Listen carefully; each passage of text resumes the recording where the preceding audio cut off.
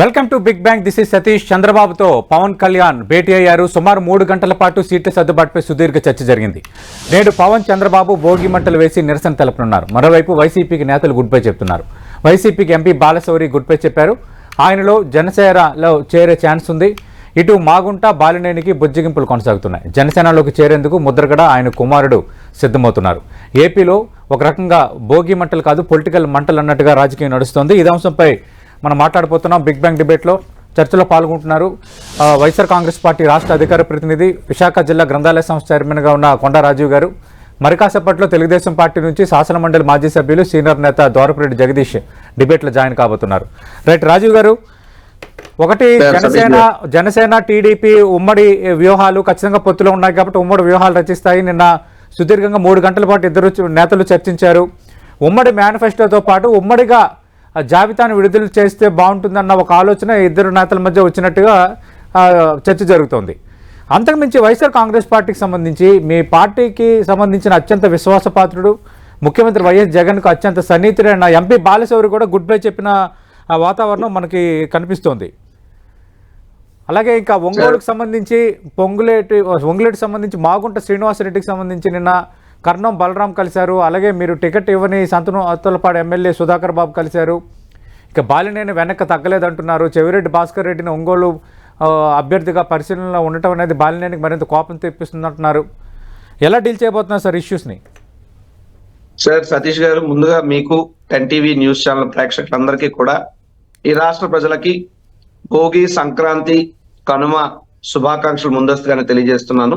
మీకు కూడా sir. Thank you sir.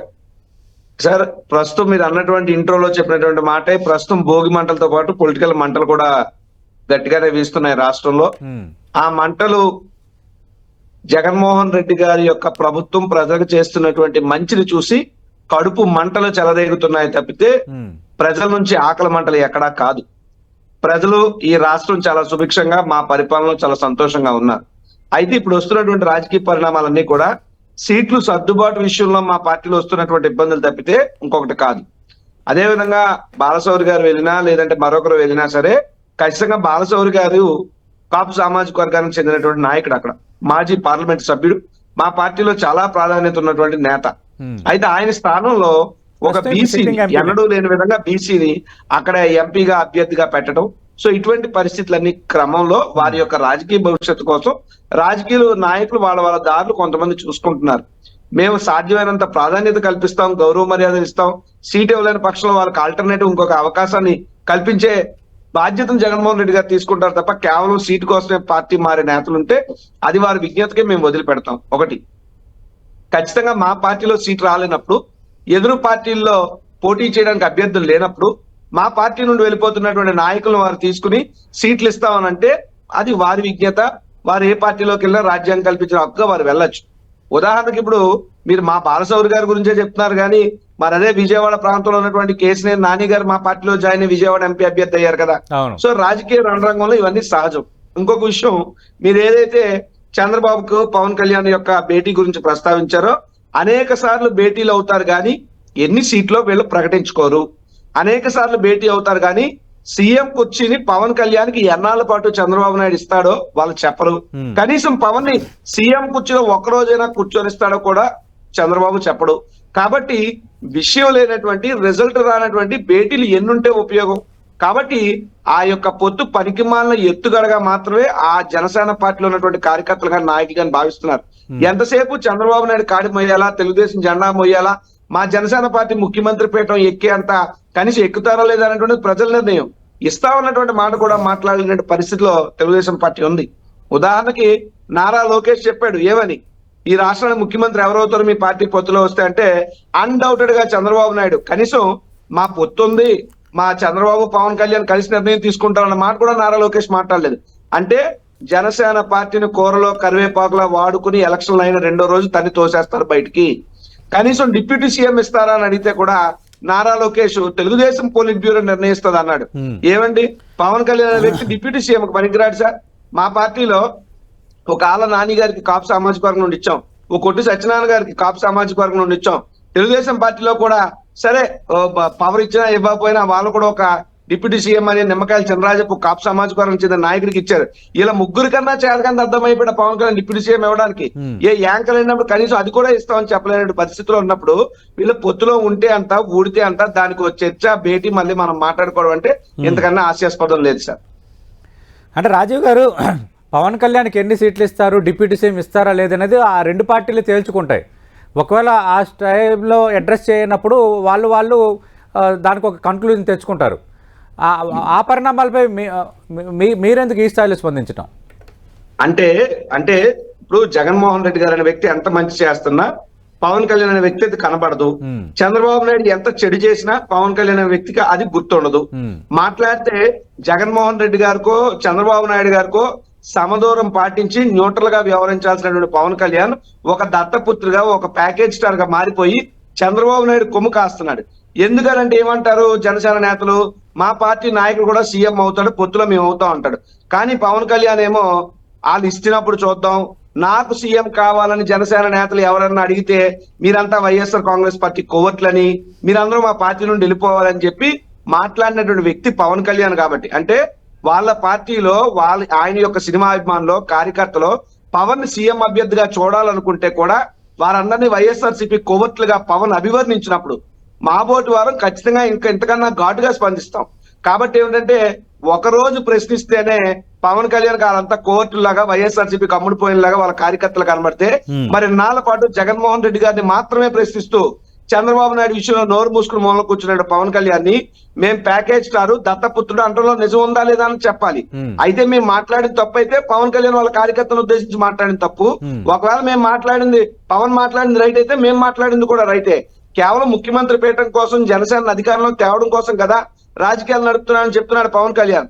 మరి అలాంటప్పుడు సీఎం సీట్ షేరింగ్ లేకుండా జనసేన పార్టీ అధికారంలోకి ఎలా ఉంటది? కాబట్టి ఇవన్నీ కూడా చర్చ వస్తాయి. రాజకీయ విషయాలు అన్నప్పుడు మా పార్టీలో అభ్యర్థులు అటు ఇటు వెళ్తే మరి చంద్రబాబు నాయుడు స్పందించలేదా ట్రాన్స్ఫర్లు అది ఇదని, మరి ఇప్పుడు వాళ్ళ పొత్తు గురించి మేమెందుకు స్పందించాం? మీ ఇల్లుకి మా ఇల్లు ఎంత దూరం ఉంటే మా ఇల్లుకి మీ ఇల్లు అంతే దూరంగా ఉంటది. అంటే ప్రజల్లో వ్యతిరేకత పెరిగిపోయింది కాబట్టి ఇంత భారీ సంఖ్యలో మార్పులు చేర్పులు చేస్తున్నారు. గతంలో 1-2 మార్పులు చేయడం అనేది ఆనవాయితీ, కానీ అంటే ఒక రాజకీయంగా టికెట్ల కేటాయింపు సమయంలో జరిగేది. కానీ స్థానచలనాలు అంటే నియోజకవర్గాలు మార్చడం, ట్రాన్స్ఫర్ చేయటం అనేది విచిత్రంగా ఉందని నేరుగా చంద్రబాబు నాయుడు మాట్లాడుతున్నారు సభల్లో. సార్ వినేవాడు వెర్రి వెంగళప్ప అయితే చెప్పేవాడు చంద్రబాబు నాయుడు అని ఆయన మాటలు మొన్న విన్నా. ట్రాన్స్ఫర్ బహుశా ఎమ్మెల్యేలకి ఎంపీలకి ట్రాన్స్ఫర్ ఉంటుందని చంద్రబాబు నాయుడు తెలియదట. మరి ఆయన కుప్పం నుండి కుప్పానికి ముందు చంద్రగిరి నుంచి కుప్పానికి ఎందుకు ట్రాన్స్ఫర్ అయ్యాడు? లేదా అన్న నందమూరి తారక రామారావు గారు ఎందుకు ట్రాన్స్ఫర్ అయ్యారు? లేదా ఇందిరాగాంధీ గారు మరి ఎందుకు ట్రాన్స్ఫర్ అయ్యారు? లేదు అనుకుంటే వాళ్ళ పార్టీలో ఉన్నటువంటి విశాఖపట్నం చెందిన గంటా శ్రీనివాసరావు ఒకసారి అనకాపల్లి, ఒకసారి చోడవరం, ఒకసారి భీమిలి, ఒకసారి విశాఖపట్నం ఇన్నెందుకు ట్రాన్స్ఫర్ అయ్యాడు? లేదు ఎస్సీలు మాత్రమే జగన్ ట్రాన్స్ఫర్ చేసేస్తున్నాడు అని కూడా మాట్లాడాడు చంద్రబాబు నాయుడు. మరి ఇదే వంగల్పూడి అనిత రాష్ట్ర మహిళా అధ్యక్షురాలుగా ఆవిడ పాయికరావుపేటలో ఉంటే ఆవిడ తీసి కొవ్వూరుకి ఎందుకు పంపించారు? కొవ్వూరులో ఉన్నటువంటి మంత్రి జవహర్ని తీసి తిరువురికి ఎందుకు పంపించారు?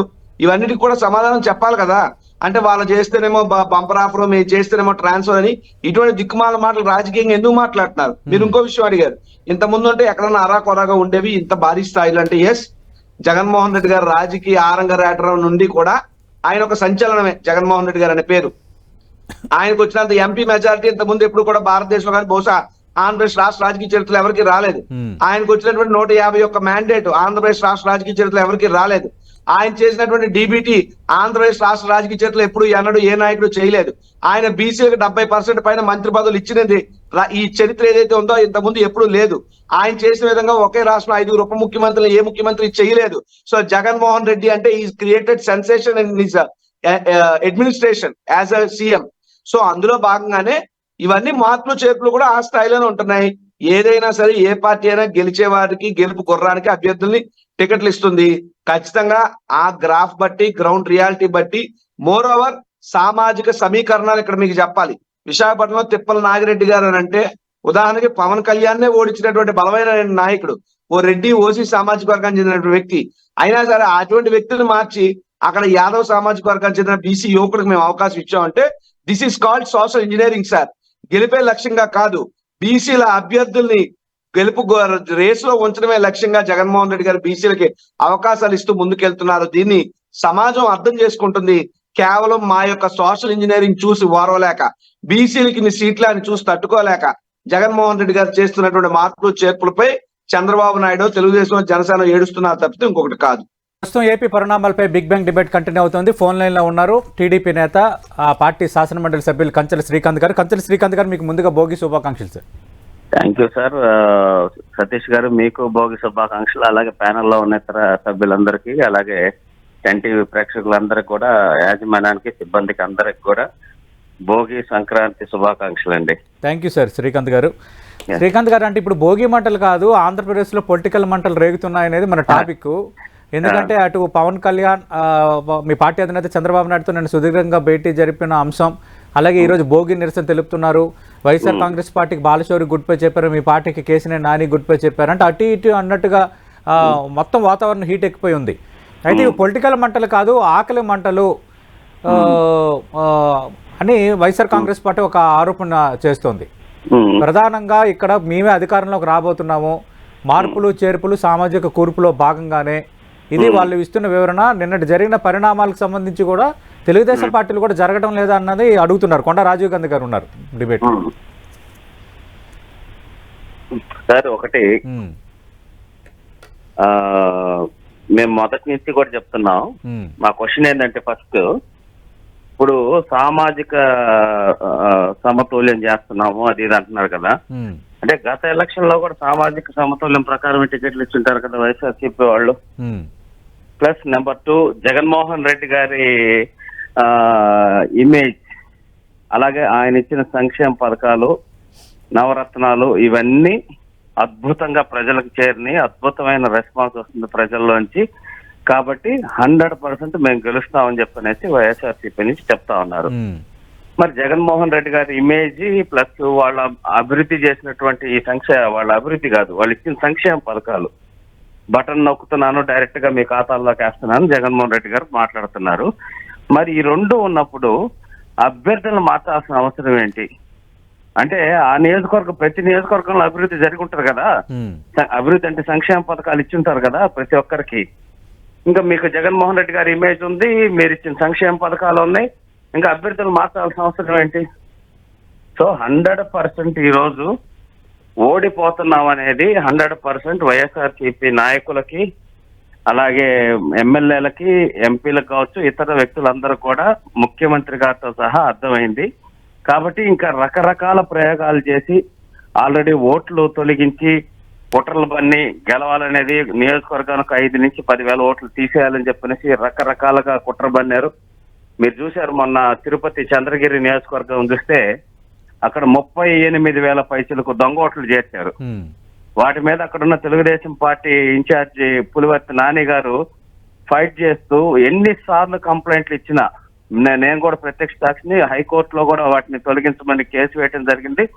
అయినా కూడా అధికారులు స్పందించకుండా ఓట్లు తీసేయకపోతే ఆఖరికి ఒక ఎమ్మెల్యే అభ్యర్థి ఆత్మహత్యానికి కూడా పాల్పడేటటువంటి పరిస్థితికి అంత దుర్మార్గంగా ప్రవర్తించారు. సో అట్లా ప్రతి చోట, ప్రతి నియోజకవర్గంలో, అలాగే కుప్పంలో 11,800 ఓట్లు తొలగించాలని కుట్ర బన్నారు. వాటన్నిటి మా కార్యకర్తలు, బూత్ ఇన్ఛార్జెస్ వాళ్ళందరూ వెరిఫై చేసుకుని అన్ని కంప్లైంట్లు పెట్టి, మేము కలెక్టర్ కి, ఎలక్షన్ కమిషన్ అన్ని పెట్టి ఫుల్ ఫాలో అప్ చేస్తే ఆ ఓట్లలో 7,000 చిల్లర ఓట్లు మేము తీసేయించగలం. మళ్ళీ మిగతా కూడా రేపు ఫైనల్ డ్రాఫ్ట్ ఓటర్ లిస్ట్ వస్తే వెరిఫై. ఇట్లా ప్రతి నియోజకవర్గంలో, తిరుపతి నియోజకవర్గంలో బూత్ కి 300 చిల్లర పైన, ఈ యావరేజ్ 9,000 పైచల ఓట్లు దొంగ ఓట్లు చేశారు. మీరు ఎమ్మెల్సీ ఎన్నికల్లో కూడా చూశారు, తిరుపతిలో ఎన్ని చదువుకోని వాళ్ళు వీళ్ళందరూ కూడా దొంగ ఓట్లు. అంటే వీళ్ళ మైండ్ సెట్, వీళ్ళ ప్రాసెస్ అంతా కూడా ప్రజలకి మంచి చేసి, ప్రజలను అభివృద్ధి చేసి, వాళ్ళ ద్వారా మంచిగా ఓట్లు వేయించుకున్నాను కాదు, ఎటువంటి దొంగదారుల ద్వారా ఓట్లు వేయించుకునే అనే దానికి తెర తీశారు. దాని మీద పనిచేస్తున్నారు. అది వర్కౌట్ కావట్లేదనే ఉద్దేశంతో ఈ రోజు వాళ్ళ పార్టీకి సంబంధించిన ఎమ్మెల్యేలు వీళ్ళందరూ కూడా పార్టీని వీడేటటువంటి పరిస్థితి. 100% వైఎస్ఆర్సీపీ ఓడిపోతుంది అనేది వాళ్ళ నాయకులే, వాళ్లే ప్రైవేట్ సంభాషణలు చెప్తా ఉన్నారు. మమ్మల్ని ముంచేశారు, జగన్మోహన్ రెడ్డి గారు మమ్మల్ని ముంచేశారు, ఆయన ఒంటెత్తు పోకట్లతోటి ఆయన ఈ అరాచకమైన పాలనతో ఈ కేసులు చంద్రబాబు నాయుడు గారు అరెస్ట్ తోటి మమ్మల్ని పూర్తిగా సమాధి చేశారని చెప్పనేసి వాళ్ళ ఎమ్మెల్యేలే వాళ్ళే ప్రైవేట్ టాక్స్ మాట్లాడటం జరుగుతుంది.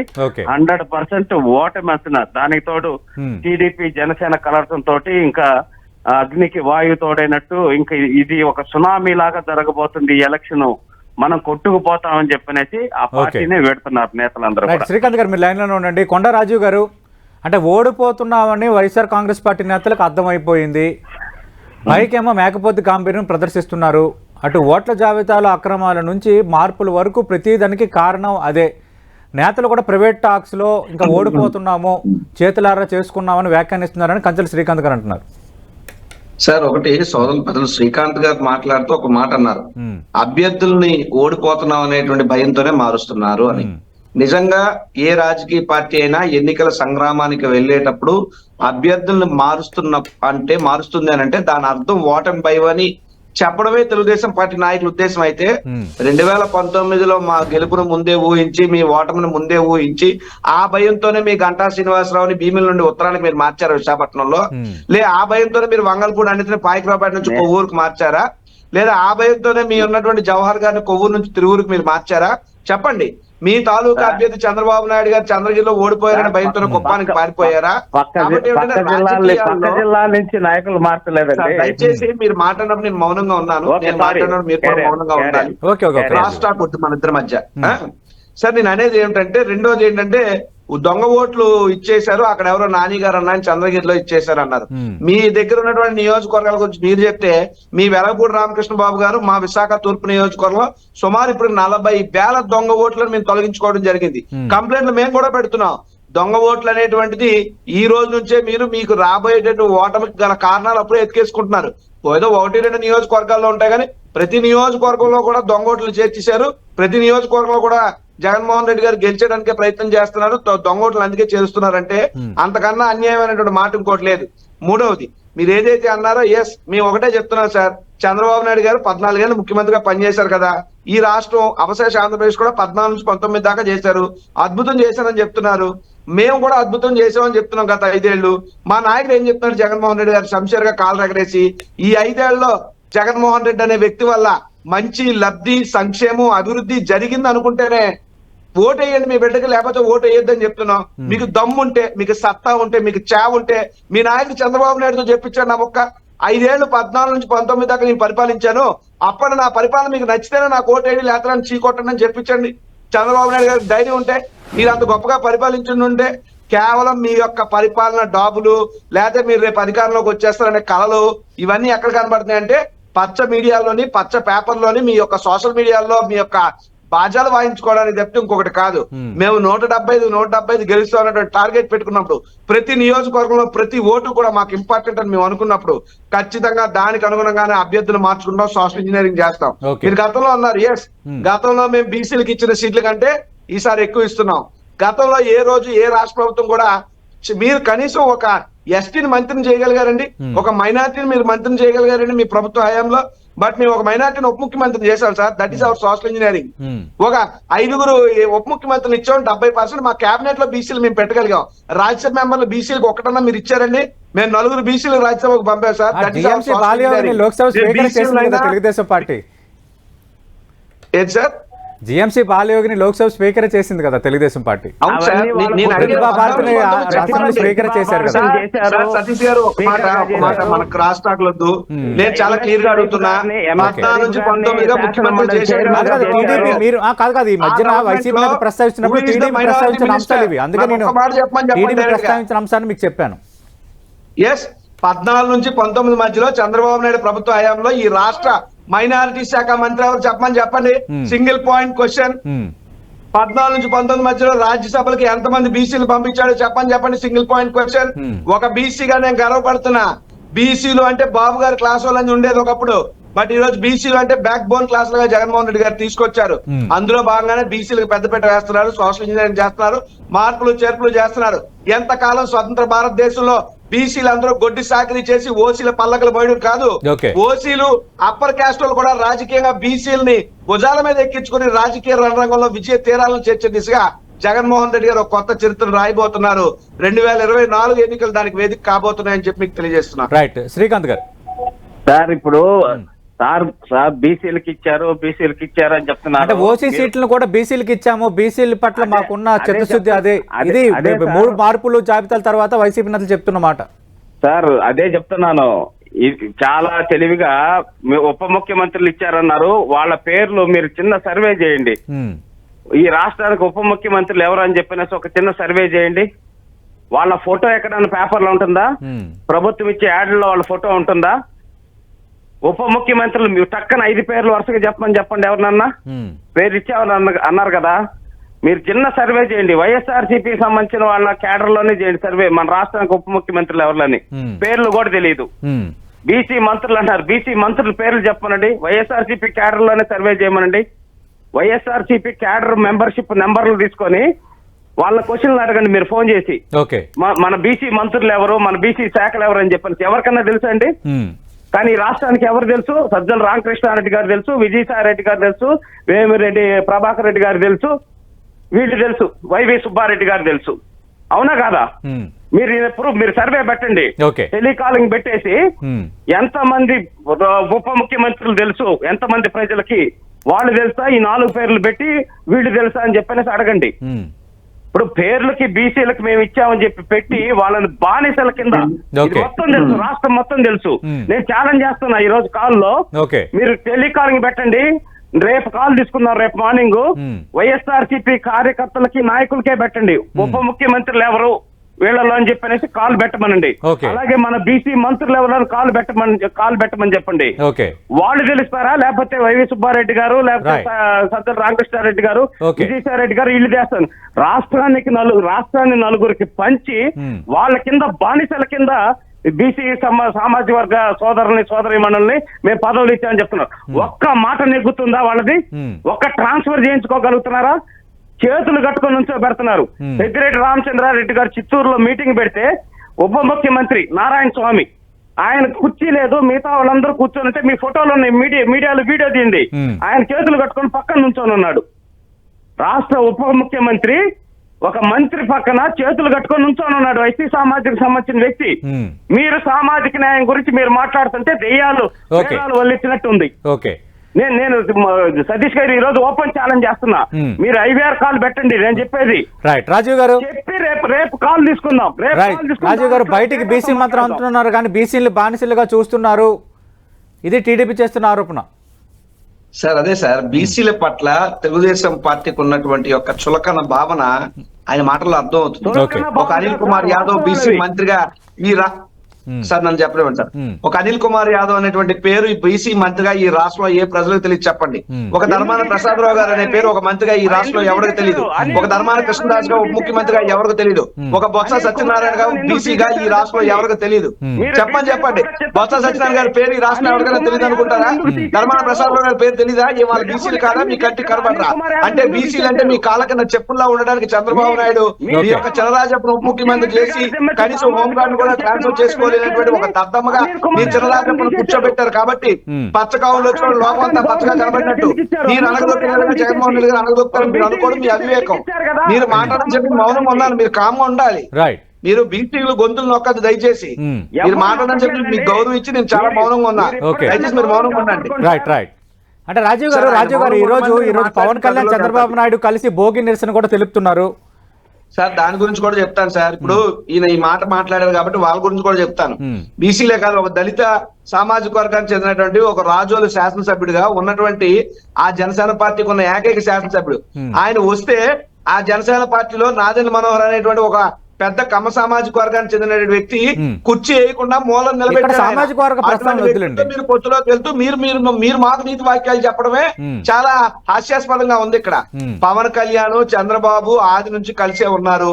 ఈ రాష్ట్ర దేశ రాజకీయ చరిత్రలో పార్టీని పార్టీ పెట్టి కాంట్రాక్టర్ పద్ధతిలో మరొకరికి అమ్మేస్తూ అద్దె Right. తిప్పుకుంటున్నటువంటి వ్యక్తి Right. పవన్ కళ్యాణ్. Right. రేపు వాళ్ళిద్దరు కలిసే వస్తారని మేము గత నుండి చెప్తున్నాం.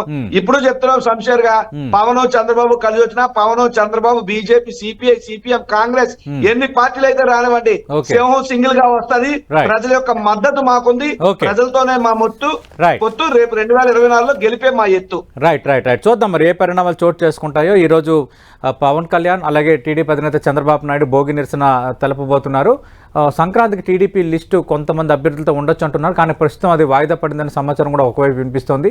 నిన్న పవన్ కళ్యాణ్ చంద్రబాబు నాయుడు భేటీ తర్వాత ఉమ్మడిగా ఒక జాబితా విడుదల చేస్తే ఎలా ఉంటుందన్న ఆలోచన ఇద్దరు పార్టీ నేతల మధ్య చర్చకు వచ్చినట్టుగా సమాచారం. అలాగే ఆల్రెడీ సూపర్ 6 అని ఇప్పటికే ఒక మినీ మేనిఫెస్టోను టీడీపీ ప్రకటించింది. షణ్ముఖ వ్యూహాన్ని జనసేన ఒక మినీ మేనిఫెస్టోను ప్రకటించిన నేపథ్యంలో ఈ రెండింటిని కలిపి 12 అంశాలతో ఉమ్మడి మేనిఫెస్టోను ఈ నెలాఖరులోపు అనౌన్స్ చేస్తే ఎలా ఉంటుందన్న ఆలోచన కూడా ఇద్దరు నేతల మధ్య చర్చ జరిగినట్టుగా చెప్తున్నారు. అలాగే వైఎస్ఆర్ కాంగ్రెస్ పార్టీ నుంచి జనసేన టీడీపీలో చేరికలు, అలాగే ప్రస్తుత ఆ పరిణామాలు, బీసీలకు జగన్మోహన్ రెడ్డి ఎక్కువగా సీట్లు ఇస్తున్నారన్న అంశాన్ని ఏ విధంగా కౌంటర్ చేయాలన్న ఇలాంటి చాలా అంశాలు పవన్ కళ్యాణ్ చంద్రబాబు భేటీ మధ్య చర్చకు వచ్చాయంటున్నారు.